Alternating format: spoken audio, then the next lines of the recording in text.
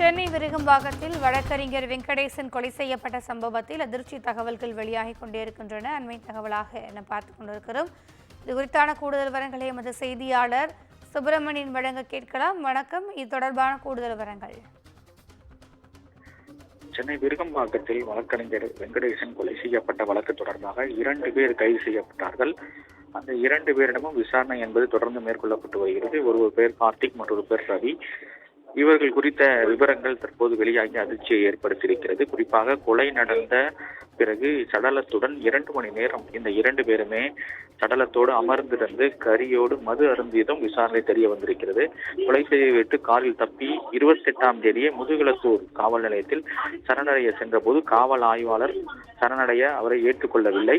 அது மட்டுமல்லாமல் சென்னையில் சரணடையும்படி கூறி அனுப்பிவிட்டதாக தெரிகிறது. ஆனால் அந்த 2 பேருமே கேரளாவுக்கு தப்பி சென்றது விசாரணை தெரிய வந்திருக்கிறது. மேலும் 27ஆம் தேதி 12 மணி அளவில் கொலை நடந்திருப்பதாக போலீஸ் தரப்பில் சொல்லப்பட்டிருக்கிறது. வெங்கடேசன் தன் சமையல் அறையில் இருந்த கத்தியை எடுத்துதான் இந்த வெங்கடேசனை 2 பேருமே கொலை செய்திருப்பதாக தெரிய வந்திருக்கிறது. மொத்தம் 5 பேரிடம் விசாரணை நடத்தியதில் 3 பேரை போலீசார் விடுவித்திருக்கிறார்கள். கைதான இடம் தொடர்ந்து விசாரணை என்பது நடத்தப்பட்டு வருகிறது.